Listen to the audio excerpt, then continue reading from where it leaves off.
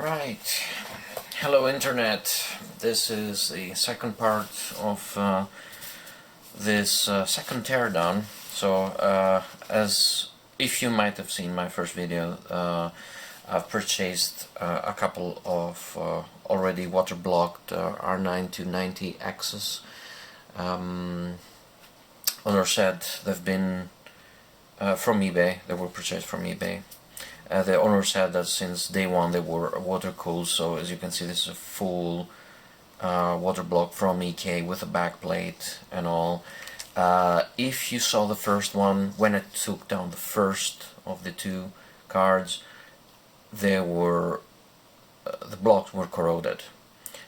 So I said I would do the second card and record it so you can guys see in what bad state this is. The cards are inside, the water blocks are in. So the first one had a corroded, I think I can do some pictures in there.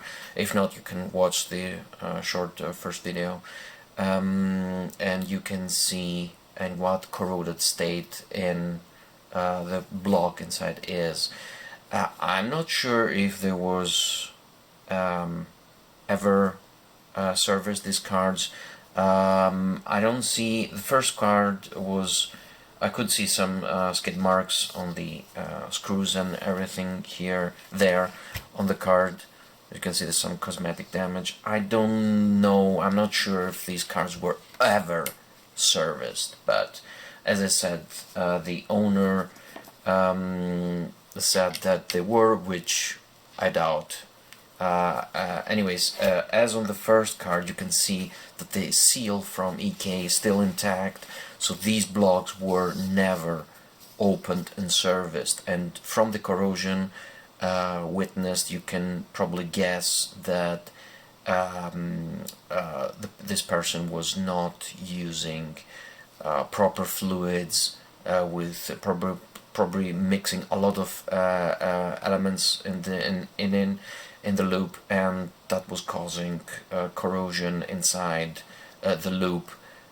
Inside there's a nickel plated copper inside, as you're gonna see later on, which should have been corroded as well, and it shouldn't be like that, because if it shouldn't be like that if you're using proper fluids, which it wasn't.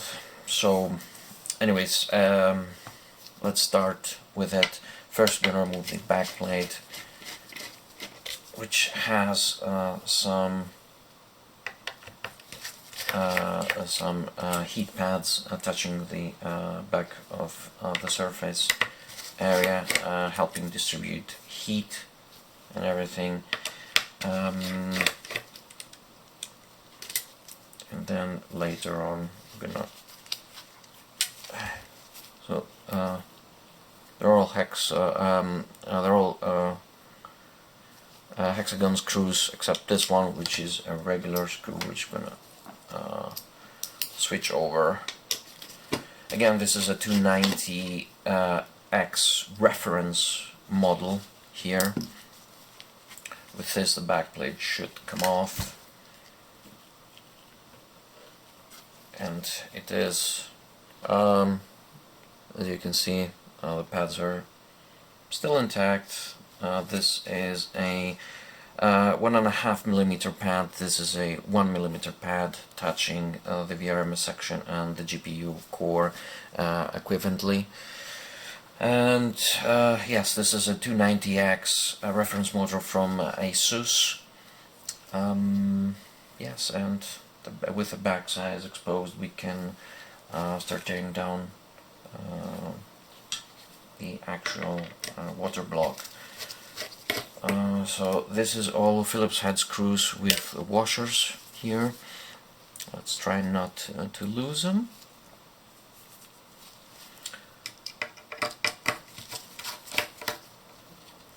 Both cards are the 4GB variant. It's pretty rare to find the 8GB variant. Yeah, still need to figure out what to do with both these cards. Still need to clean them. The cleaning will happen. The cleaning will happen off video, I reckon. As you can see, this, I don't know if it can see here, but this washer has like a pink pigment around it. That means at some point there was a leak. The second card had damage here on the 6-pin area. You could see like a pinkish color, which this card doesn't, so I'm guessing this was the top card. Last one of the core screws, another couple remaining. I still need to test out if they're actually working. These cards, I mean, in general, the person said they were, but still need to test it out by myself. A bit of forgot to screw somewhere. No, I don't think so. Yep, it's coming off a bit slowly, and there it is. So this is the water block off the card, and this is it. This seems pretty much original. Oh my god, there's a lot of paste, not core there. This seems like there's thermal paste on the thermal pads. Yep, that's definitely thermal paste. Right. As you can see the marks, so maybe somebody thought that it's an okay idea to put thermal paste. Put thermal paste on the memory banks here, on the memory chips, so there's actual... yes, I did encounter this on the first card, but I didn't thought this much. I thought maybe there was some, I don't know, there was some dirt on the thermal pads, but obviously somebody thought to go the extra mile and put some thermal paste on top of the thermal pads. Right, so these are, so the VRM chips, they seem like millimeter thick thermal pads. These seems like 1.5 millimeter thick pad here on the thermal pad, on the VRM thermal pad, and I don't know if the camera can catch it. This is the original seal from EK. What from EK? That means this this water block was never opened, because it's very delicate. As soon as I'm gonna open this, it's gonna tear. You cannot reattach it. So this block was never properly cleaned inside. So whatever damage we uncover, this is going to be the original, and you can see probably, hopefully, in what bad state the water block is, and what kind of a level the corrosion is. So I'm gonna turn this around now like this. Gonna swap off to the which one is it? This one, and slowly let's remove the small. So this is the part where the VRM cools.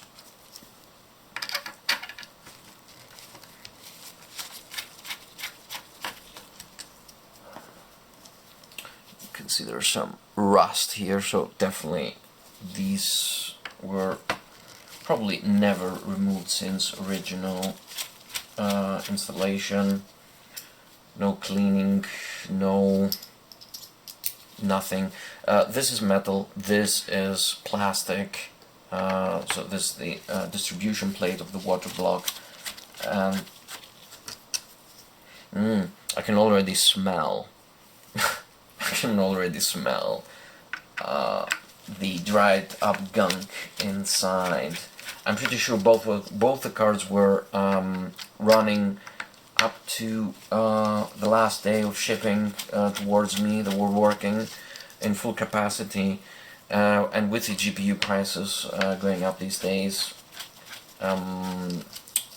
you can tell that he switched over to some new ones, or just wanted to get the last bug for these after nearly 7-8 years of service.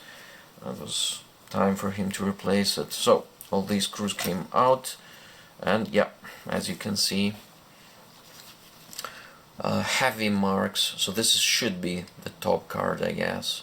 Heavy marks of oh my god, what is this, rust here? Seems like rust, so at some point there was a leakage through this. This should be steel. This shouldn't be iron or anything. This should be steel. But yeah, you can see some definitely. Oh my god, yeah, and same thing here. As with the other cards, this is, yeah, I'm scratching it off. This is the plastic and everything, as you can see here. Ooh, yeah, this will need cleaning with some toothpaste, a dental brush, a simple used dental brush, and some white vinegar. So yeah, this will need a lot of scrubbing, a lot of dipping inside the fluid. Maybe try to take off this rust here and this as well. I will post some pictures how the first plate is looking cleaned, and how this is looking now. I'm gonna open the rest of the distribution plate. Some thicker bolts here, still on the hexa screw stuff. Now some people might be interested how this would look like to clean this, but unfortunately I don't have the facilities or the equipment to follow up such a cleaning process. So all the cleaning process will happen off camera. I'll put the pictures before and after, of course. Oh, this screw seemed pretty loose, but yeah, I didn't want to do the video initially, but this is a first corrosion, a bad sign of corrosion I've ever seen. Right, so, and the wheel, oh, well, anyways, as you can see, this is the distribution plate. This was never cleaned in 7-8 years. As you can see, the EK Waterblock mark is broken now, so it's definitely never serviced. And yeah, this is the Waterblock with all the paste and chipsets attached and everything. You can see everything's gunked up here. The corrosion is far less in comparison to the first block, but yeah, you can see here some leakage, some definitely leakage through the O-ring here. Gonna take down the O-rings and clean them properly. Here as well, definitely. This is totally gunked up. I don't know how the flow was even happening here. Look at this, all dried up gunk. A bit of corrosion. The corrosion on this is far less. As you can see, there's a bit here and some spots here. So again, this is nickel plated copper. If you're using correct fluids in your loop, this should look like brand new as this side. You can see how shiny and nice it is. This is proper nickel plated copper. And then you have this side, which looks so this is algae buildup, of course, but I don't know if the camera can pick it up. Let me try to focus it a bit. No, it doesn't. No, it doesn't focus at all. Anyways, but you can see slightly the copper is starting to reveal itself. That means all the nickel through the ions from the fluid has fallen apart, and the copper underneath is being revealed. Never serviced, algae buildup, gunk here on the jet plate. So yeah, pretty bad shape. 7 or 8 years of this reference card with the EK, with the original EK Waterblock, never serviced. And yes, this pink dye still here, a bit in some spots. This is going to be yeah, a lot of work. So initially, just to give you a idea of what's going to happen, I'm gonna first soak this in hot water as they are, just to, and then take a toothbrush, a used toothbrush, and just try to remove as much of the of this algae gunk and rust. Seems like, what is this? Oil? Seems like oil of some sort. No idea. So sorry about that. So I'm gonna remove the algae buildup and everything. Try to brush everything down. I'm gonna leave it in the bath, this simple water bath, for a while. Gonna dry them up. As I said, oh man, look at this. This is already cleaning with my finger. This, yeah, looks already so much better just by rubbing my finger on it. Anyways, after that, I'm gonna use the toothbrush and some simple toothpaste. Remarkably, toothpaste, as other guides on the internet and other YouTubers, is doing a lot of work removing gunk and rust and residual stuff from the blocks. Oh, this loose. This screw is pretty loose as well. So I'm going to remove the distribution block as well here.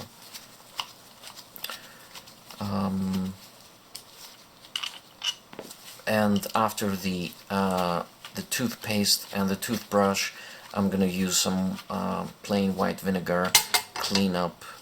Yeah, there's a bit of gunk here as well, of course. And after the white vinegar, everything should be in tip-top shape.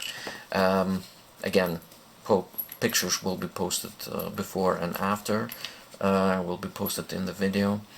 Again, I wish I could have the facilities and the equipment to film the cleaning process, but unfortunately I have, besides this simple camera I don't have a stand or some dedicated basin or anything, so hopefully the pictures will be enough for people to see it. But hopefully I will be, after I clean the block, I will be cleaning the card itself from the thermal paste from the memory chips, replacing the pads and the thermal paste, and the final step is trying to find use for these cards.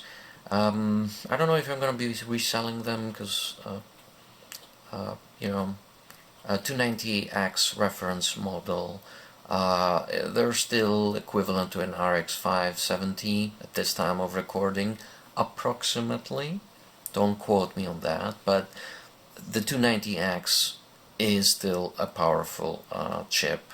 Power hungry, nobody can deny that, but it's the Hawaii Vesuvius lineup, so you know, you still need to have a good PSU to power these beasts, these small beasts. And if you have two in Crossfire configuration, ooh boy, yeah, you're still gonna need some good firepower some good wattage to get the full potential of these things. And as we know by now, in 2021, not a lot of these Crossfire setups work on a lot of games. Maybe older games will still support it, but not a lot of games support Crossfire at this instance, at least. So yeah, anyways, again, after cleaning and reassembling and all, still what's still left is to see if they're actually working, despite this mess and despite that the PCB looks visually okay. Yeah, that's it for now from me. Yeah, up until the next one. Thank you for watching.